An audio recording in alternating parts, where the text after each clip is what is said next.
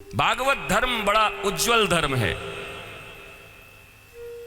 धर्म प्रोजित कैतवोत्र परमो निर्मत्सरा नाम सताम। अब हमें तो मौका ही नहीं मिला पूरी भागवत करने का।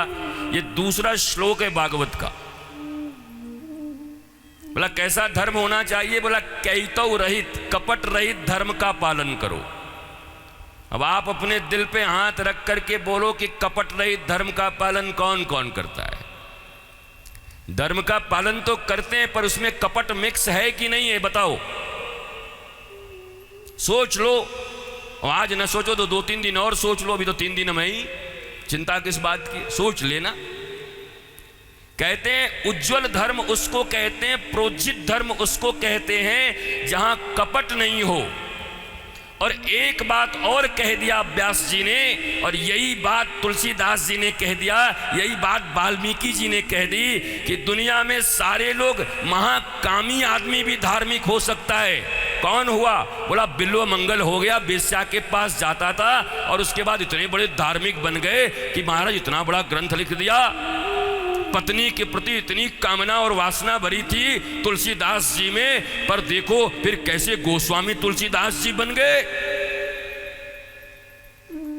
महाकामी आदमी भी धर्म के पथ पे जा सकता है, महालोभी आदमी भी जा सकता है, क्रोधी आदमी भी जा सकता है। मद जिसके पास अहंकार है उसका भी उपाय है। पर दुनिया में चाहे वाल्मीकि जी हो, वेद हो, उपनिषद हो, व्यास हो या तुलसीदास हो, कोई भी हो, उन लोगों ने दावा ठोक कर कह दिया कि जिसके जीवन में ईर्ष्या है, जिसके जीवन में जलनशीलता है, जिसके जीवन में जलस है, वो सब कुछ हो सकता है पर कभी धार्मिक और शांत और आनंदित नहीं हो सकता। इस बात को याद रखो। मानोगे?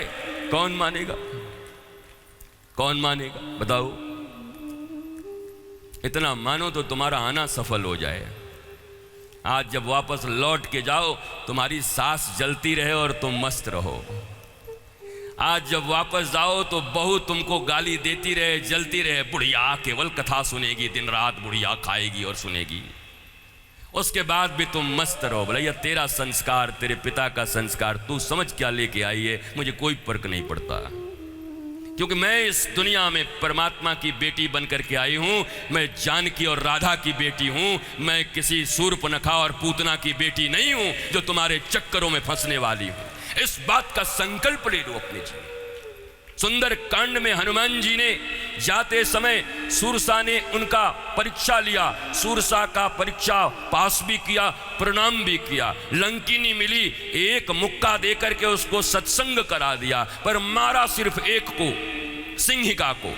ये सिंहिका कौन थी? कहा जब कोई भी ऊपर से जाता था, नभचर उड़ने वाला, उसकी परछाई समुद्र के पानी में पकड़ के दबाती थी और वो नीचे गिर जाता था और उसको खाती थी। वो चाहती तो भैया जल में रहती थी, जल के जीवों को भी खा सकती थी, पर ऊपर उड़ने वाले जीवों से उसको बड़ी ईर्ष्या थी। अच्छा तुम मुझसे ऊपर उड़ेगा? ऊपर उड़ रहे लोगों को ऐसे तो गिराया जा नहीं सकता, कभी कभी उनकी छाया पकड़ के ही गिराई जाती है। उनके छाया में कोई दाग दिखा के उनको गिरा दिया जाता है। और ये भारत की तो बड़ी प्राचीन पद्धति है, यहां मत पूछो। महाराज गौतम के समय में भी अहिल्या, इंद्र ने आकर के उनके साथ समागम कर लिया और चंद्रमा ने उनकी सहायता की थी। वो हम भी आज तक हैरान है कि हमारी माता करवा चौथ में चंद्रमई का पूजा करती। हम शंका नहीं डाल रहे हैं, हम बस मस्ती कर रहे हैं, बस समझ लो। चंद्रमा मुर्गा न बनता तो इंद्र आकर के अहिल्या के साथ समागम कैसे कर पाता? अब तुम्हारी चलनी और चंद्रमा का मैं रिश्ता समझ नहीं पाता हूं, क्या मामला है। यद्यपि वो बहुत अच्छा पर्व है और मैं जाते जाते तुमको बता के भी जाऊंगा सप्तम दिवस, क्योंकि तुम नहीं बता पाओगे। तुम्हारे ऊपर तो मैं संदेह खड़ा कर रहा हूं, शंका खड़ा कर रहा हूं। तुम में प्रज्ञा है तो मुझे बता दो क्यों करते हो। करते हो पर क्यों करते हो मुझे बता दो।